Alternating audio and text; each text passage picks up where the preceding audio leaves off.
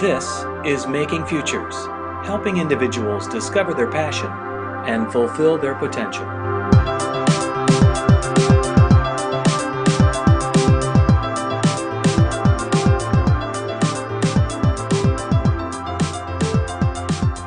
Today I'll be talking with Clint Dennert, a returning adult student who completed his high school diploma and went on to earn an associate degree. When did you leave high school and why? I left high school after my senior year in the spring of 1990. I completed high school, but I was 2 credits short, and I already had a job, and I just went full-time because I liked money more than I liked homework. Somehow it made sense to me at the time. And what kind of work have you been doing since high school? I have been a diesel mechanic for 20 years. For the path I took in life, I feel very fortunate to have had as good a career as I did. I started out in the trucking industry, and from there it kind of progressed into the construction industry. But for 20 years I had various jobs as a mechanic and made pretty good money for not having a high school diploma. So what made you want to further your education?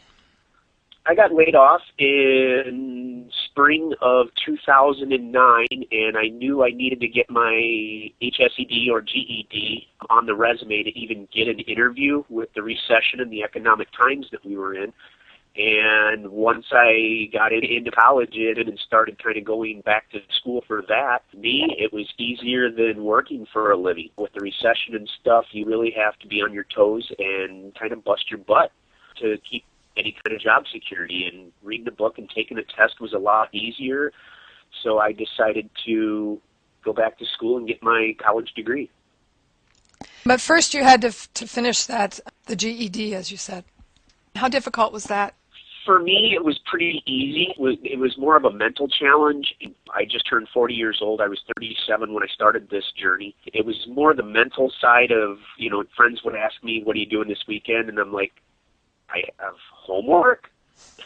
What are you doing tomorrow? I'm going to school? It just didn't seem right because those words had not come out of my mouth in so long.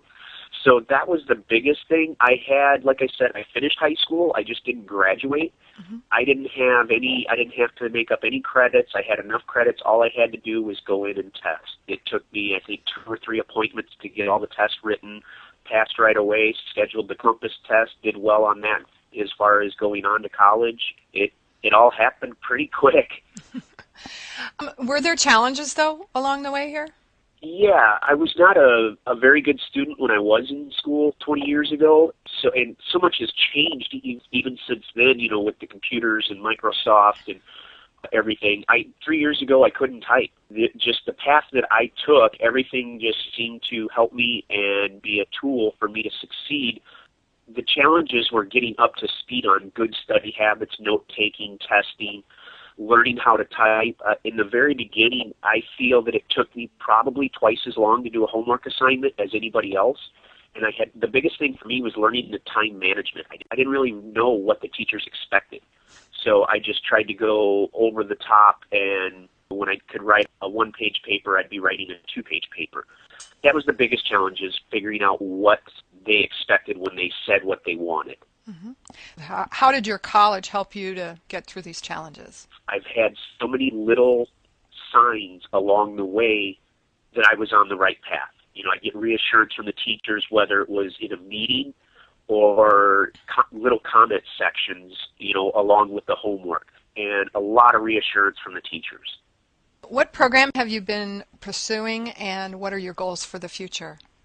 I graduate with an associate's degree in marketing with honors. In the future, I want my dream job is in the motocross field. I'd love to work with amateur kids in the motocross racing industry. For now, I'm working with some product development ideas with a guy that I'm working for right now. I'm actually running machine shop equipment, but he's wanting to develop in-house products and stuff. That's ideal, the product development. With being a mechanic, ideas pop in my head, and that's kind of what pushed me towards the marketing, besides my personality, was how do you make a dollar off of these ideas? And once I figured out that that was marketing, and marketing covered anything from sales to advertising and anything in between, I went at it like a bull in a china shop, and I've thoroughly enjoyed every day of it. It's helped me. It's completely given me a completely new skill set. I'm way more professional than in the past.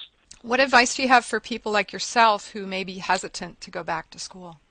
When you go into it, you have to be dedicated and goal-oriented on getting that degree.